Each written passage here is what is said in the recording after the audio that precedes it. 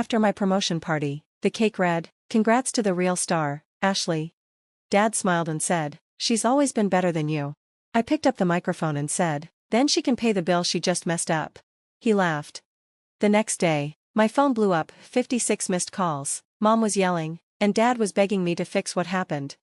But let's go back a bit, even the cake said it. Dad laughed loud enough for everyone to hear.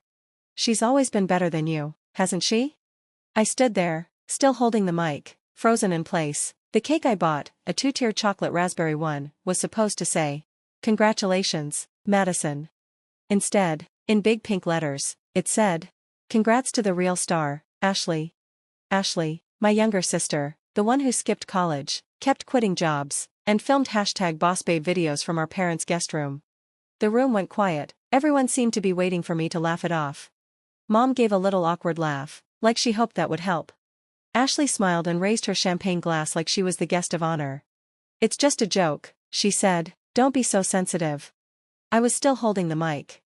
I hadn't planned to say much. It was supposed to be a small dinner, just family and a few coworkers.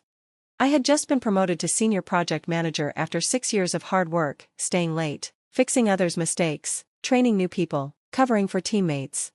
I thought the night would be special. But somehow, it became another night about Ashley. I took a deep breath and smiled. "Well," I said, looking at my dad, "if she's the real star, maybe she can pay the bill she just ruined." Dad's smile dropped. Ashley's did too. "What do you mean?" she asked, her voice sharper than before. I looked straight at her. "You'll see." Dad tried to laugh, but it sounded fake. "Come on, miss, don't be dramatic." I gently tapped my glass on the mic stand. "Cheers," I said, "to family, fake congratulations, and final straws." The next morning, my phone blew up again. 56 missed calls, texts from Mom in all caps. Ashley had posted something about me online, and it was blowing up in our town. Dad left a voicemail, practically begging, "Madison, you have to fix this, please, it's serious." But I had already made my decision. I wasn't fixing anything anymore. You don't just suddenly realize your family doesn't respect you. It builds slowly, like mold under the floor. You smell something's wrong, but they say it's fine, until one day, the floor gives out. That night, I turned off my phone. I didn't want to hear their excuses. I didn't want to be told again it was just a joke. I didn't sleep. I kept thinking. All the bills I paid for Ashley, the rides I gave our parents, the way Dad always compared me to her like I wasn't good enough. I wasn't the favorite, I was the backup. Always there, always reliable, and that made me invisible. Let's go back a bit. 6 months ago, Ashley had another emergency. Her third one. This time she said her job was toxic. Really, she got caught stealing clients to freelance. She called me crying, said she had no one, said our parents were done helping her. So I helped her. Paid 3 months' rent, bought groceries, helped her make a real portfolio. She thanked me, with one emoji. Then, 2 months later, she's in Tulum with her new boyfriend, a 47-year-old crypto guy named Brad. I only found out from her Instagram. Captions like, "Work hard, rest hard, thanks to everyone who believes in me." I believed in her. And I got an emoji. My parents treated her like royalty. When I told Mom about my promotion, she said, "Ashley's working on something big too, she's networking with millionaires." By millionaires, she meant Brad, who lived in a small rental with a broken hot tub. When I asked Dad why he didn't take my work seriously, he said, "Sweetheart, you're too sensitive, you make good money, what more do you want, a trophy?" No. I just wanted to matter. But the cake was the last straw. After the party, things exploded. Ashley posted a black and white photo of herself crying in the mirror. Caption. "People who can't shine try to trap those who do. I forgive you, Madison." It got over 600 likes in 3 hours. She turned my promotion party into her big moment. The comments? "You're so strong, Ash. Haters gonna hate. Let her stay bitter, queen." Even Mom commented, "So proud of the woman you've become." I hadn't spoken to any of them since the party. But they had already written their version of the story. Then came Dad's voicemail. His voice was tight, like he was walking around. "Maddie, I know things got weird. Ashley didn't mean it. She's under a lot of pressure. People expect a lot from her. You're the older one, you should understand. Don't blow this up. Please call me. Understand? I've been understanding for 10 years. I understood when they used my savings to fix the roof. When Ashley crashed my car and they blamed me. When they missed my graduation but went to Vegas 2 weeks later.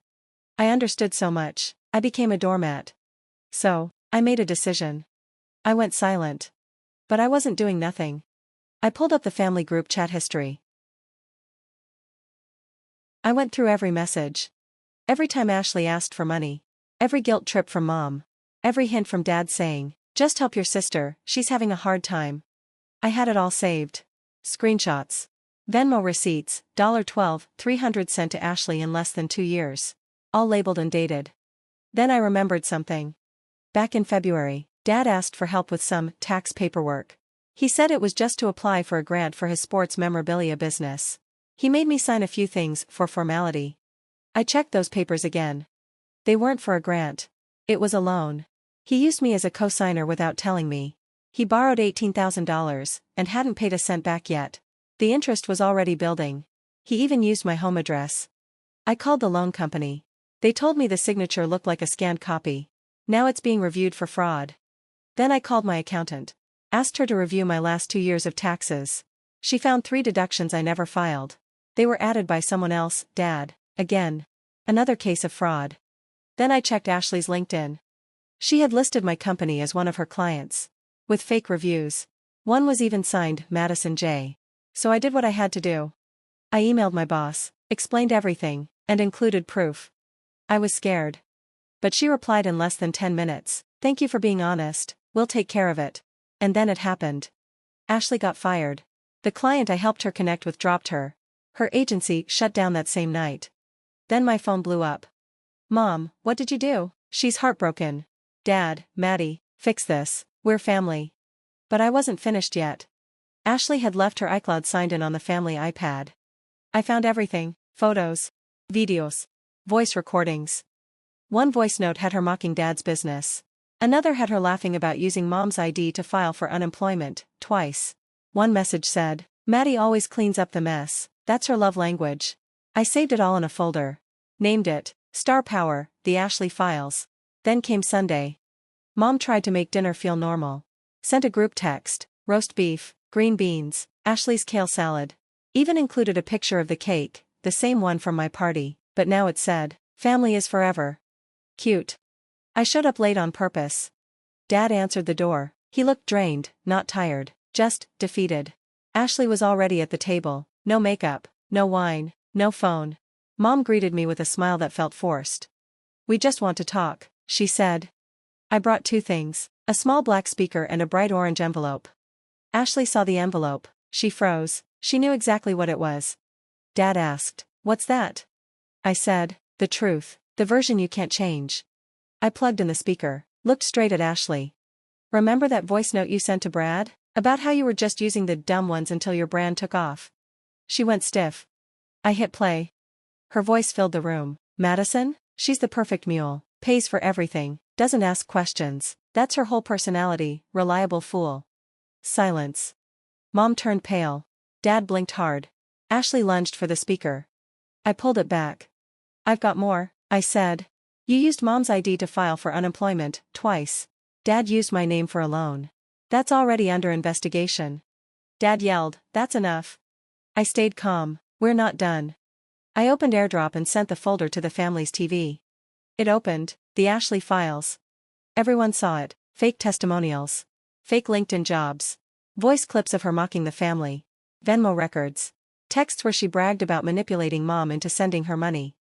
Ashley screamed, knocked over her drink. "This is a setup, you're obsessed with me." I looked at Mom. "No, I was your daughter, until I became your bank." Mom whispered, "This is cruel." "What's cruel," I said, "is raising one kid to be the weapon and the other to be the shield." Then the doorbell rang. Everyone froze. Dad asked, "Who else is coming?" I said, "Someone with the other half of the story." In walked Tina, Ashley's ex-business partner. She had an envelope and a USB drive. "You need to hear this," she said. "I covered for your daughter, but I got audited because of her fake invoices." She plugged in the USB. It showed emails of Ashley charging clients for work she never did. Photos of expensive things she bought with their cards. An Excel sheet called, "How to Look Legit, Even If Broke." Ashley went quiet. Tina turned to me and said, "Thanks, she's been ruining lives for years, you were just the easiest one." Then Tina left. Dad stood up. This is betrayal. You're destroying the family. I stood up too. No, I'm ending the fantasy. He shouted. After all we did for you. I snapped back. What exactly? Mocked me. Stole from me. Let Ashley lie and cheat while you cheered her on. I hurt for years, and you ignored it. Mom tried again. She's still your sister. No, she's a scam and mascara. And you're her biggest fans. I looked at Mom. You could have stopped this years ago. Instead, you chose the loud one, the broken one. And now, you all get to live in her mess. Ashley cried. You're killing me, she said. You're turning your back on us. I picked up the mic. Funny, that's what the cake said about you. The real star. So go ahead, pay the bill. I dropped the mic. Literally. Then I walked out. Behind me, yelling, crying, chaos. But I didn't care. Because I was done. By Monday, the video was online. 9 minutes and 46 seconds of cold, clear truth. Title: When your promotion cake says, "Congrats to Ashley, but you paid the bill." Thumbnail: Ashley mid-scream. Wine spilled. Me with the mic. Caption: This is what happens when the helper finally walks away. No dance, no tears. Just the facts. $12,000 in payments. A loan taken in my name. Fake reviews. Tax fraud. Audio clips. Screenshots. By noon, 80,000 views. By 3 p.m., 500,000. And I hadn't even said everything yet. Then the calls started. My uncle, a coworker, even my ex, even my old high school history teacher. They all saw the video. The comments were everywhere. This hit me hard. My sister did the same thing. My mom covered for her too. Not her stealing your promotion cake. You're not the villain, you're the truth they didn't want to see. Ashley tried to defend herself. She went live on Instagram, cried for 8 straight minutes, saying things like, I never asked her for money, she just gave it to me, I'm sorry if people misunderstood. But crying only works if the truth isn't already out there. And the truth was out. People in the comments didn't believe her. But your sister has proof? What about the voice notes and fake invoices? You're just upset the free money stopped. She shut off comments that night. Then Mom posted on Facebook, a long, messy post with phrases like, family is complicated. Madison didn't mean to hurt us, she's just emotional. I took a screenshot, posted it on my Instagram story, and added, she's still more upset I told the truth than that it was all true. Then came Dad. The same man who once told me, no one likes a loud woman with opinions. He called me 22 times in one day, left 6 voicemails. One said, you made this public just for attention, I could have fixed it, but now we're a joke. Another said, I lost the dealership contract, they think I'm high risk now, do you even know what you've done? I didn't answer, but I knew what I'd done. I lit the match, watched their fake little world burn. Then came the best part. 2 days later, I got a message from a journalist who runs a podcast about financial abuse in families. She wanted to interview me. I said yes. The episode came out that week. Title: Gaslight, Gatekeep, Girl Bossed by My Own Family, Madison's Story. It blew up. People shared it on Spotify, TikTok, Reddit. Strangers messaged me, saying they sent my video to their therapists. Others told me I said everything they were too scared to say. And Ashley? Someone leaked her coaching group chat. Turns out she ran a fake mentorship group, charging $150 for Zoom calls full of stolen quotes and vague advice. The group shut down within days. Her PayPal? Frozen. I wasn't celebrating, though. I was focused. While they were trying to clean up their image, I was building something real. I started a YouTube series, Unpaid Daughters, How to Burn the Cape You Never Asked For. Episode 1, The Party, The Cake, The Mic Drop. Episode 2, How to Spot Financial Manipulation from Family. By the end of the week, I had 20,000 subscribers. By the end of the month, 200,000. My inbox was full of sponsorships. My DMs were full of thank yous. I thought I was alone. Then came the final twist.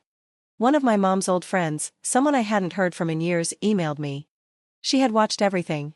She attached a photo I hadn't seen since I was 12. It was a birthday card I made for my mom. Inside, in my shaky handwriting, one day I'll be successful and take care of you so you never have to work again. Below that, in her handwriting, that's my girl, my golden one. I don't know what hurt more, the handwriting or the fact that I did take care of them. And they made me regret it. 3 weeks after the dinner, the podcast, the wildfire online, I changed my number. Not out of fear, but because I was done. The new number wasn't for family. It was for peace. It's on the back of my business card now. Front, Madison Ray, storytelling strategy. Back, sanity back. Not available for family emergencies. In bold. Then Dad emailed me. Subject, let's talk like adults. It was full of excuses. We've all made mistakes. I still love you. He wrote. At the end of the day, I raised 2 strong women. That should count for something. I replied once. No, you raised 1 manipulator and 1 backup plan. And I'm no longer available for either. Then I blocked him. Ashley tried again too. She posted a video crying on YouTube, saying, I ambushed her. I hacked her. I was creating drama. She ended it with, she'll always be my sister, even if she wants to destroy me. The comments weren't kind. You scammed your sister and want pity?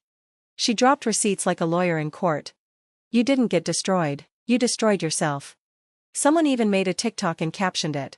If this is what a villain looks like, hand me the cape. But the real ending came quietly.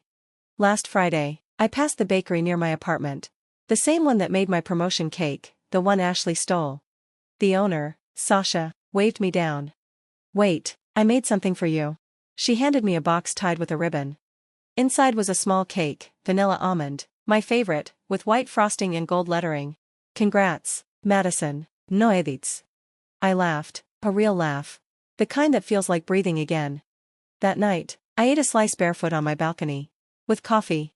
No noise. No phone. No one asking for money or silence. Just peace. I checked the comments on my latest video. One stood out. You didn't cut them off, you just stopped setting yourself on fire to keep them warm. Exactly. 2 days ago, I donated 5 figures to a non-profit that helps women who had to leave their families behind. I dedicated the gift like this. In honor of Ashley, the star who burned it all down so I could rise from the ashes. I don't flinch anymore when someone says, family is forever. Not all families are built to last. Some fall apart because they were broken from the start. But me? I walked out. And I locked the door behind me. Not the villain. Not the victim. Not the savior. Just free.